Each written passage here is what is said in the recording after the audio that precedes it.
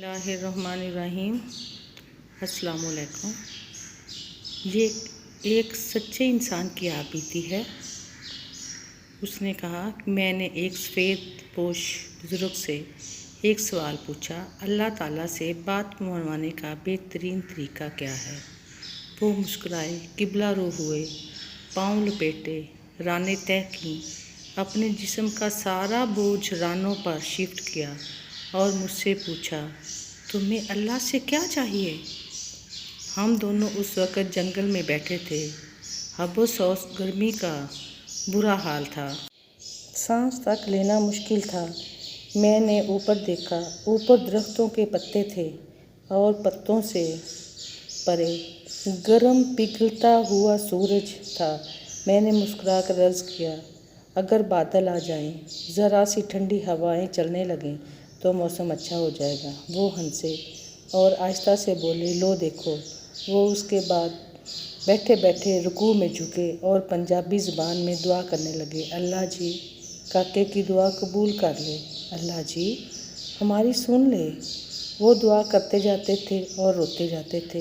पहले उनकी पलकें गीली हुईं, फिर उनके मुंह से सिसकियों की आवाज़ें आईं और फिर उनकी आंखें छम छम बरसने लगीं। वो बुरी तरह रो रहे थे। मैं उनकी हालत देखकर परेशान हो गया। मैंने ज़िंदगी में बेशुमार लोगों को रोते देखा, लेकिन इनका रोना अजीब था। वो एक ख़ास रिदम में रो रहे थे। मुंह से सिसकी निकलती थी, फिर आंखें बरसती थीं और फिर अल्लाह जी हमारी सुन ले का राग अलाप रहे थे। मैं परेशान और इत्तेजाब और खौफ के मिले जुले तासरात के साथ उन्हें देख रहा था। वो दुआ करते जाते थे, रोते जाते थे और सिसकियां भरते जाते थे। मैंने फिर वहाँ एक अजीब मंजर देखा। मुझे हवा ठंडी होती हुई महसूस हुई। आसमान पर इस तरह गर्म सूरज चमक रहा था, लेकिन जंगल की हवा में खुनकी बढ़ती जा रही थी। मेरी परेशानी, सर और गर्दन का पसीना खुश्क हो गया। मेरे सीने और कमर पर रेंगते कतरे ख़त्म हो गए, वो भी गायब हो गए। मैं ठंडी हवा को महसूस कर रहा था और हैरान हो रहा था। मेरे देखते ही देखते पत्तों ने तालियां बजाना शुरू कर दी। शाखें एक दूसरे के साथ उलझने लगीं। पौधे हवा की मौसीकी पर नाचने लगे और फिर बादल का एक टुकड़ा कहीं से आया और सूरज और हमारे सर के दरमियान तनकर खड़ा हो गया। वो रुके, दुआ के लिए हाथ उठाए और शुक्र अदा करने लगे। वो देर तक अल्लाह जी आपका बहुत शुक्र है, अल्लाह जी आपकी बहुत मेहरबानी कहते रहे। वो दुआ से फारिग हुए, ज़रा सा ऊपर उठे, टांगें सीधी की और मुंह मेरी तरफ करके बैठ गए।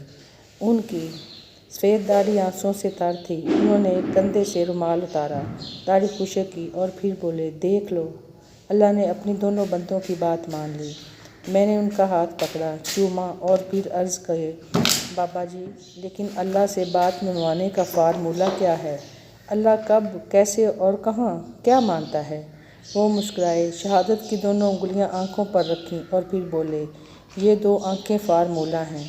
मैं खामोशी से उनकी तरफ देखता रहा। वो बोले, मैंने ये फार्मूला अपनी माँ से सीखा। मैं बचपन में जब भी अपनी माँ से कोई बात मनवाना चाहता था तो मैं रोने लग जाता था। मेरी माँ से बर्दाश्त नहीं होता था। वो तड़प उठती थी। वो मुझे गोद में भी उठा लेती थी, मुझे चूमती भी थी, मेरी आंखें भी साफ़ करती थी और मेरी ख्वाहिश, मेरी ज़रूरत भी पूरी करती थी। मैं माँ की इस कमज़ोरी का जी भर कर फ़ायदा उठाता था। मैं रो रो कर उससे अपनी पसंद के खाने भी बनवाता था, इससे नए कपड़े और नए जूते भी लेता था और खेलने के लिए घर से बाहर भी जाता था। वो रुके और फिर आहिस्ता से बोले, मैंने जब मौलवी साहब से कुरान पढ़ना शुरू किया तो मौलवी साहब ने एक दिन फरमाया, अल्लाह ताला इंसान से 70 माओं जितना प्यार करता है।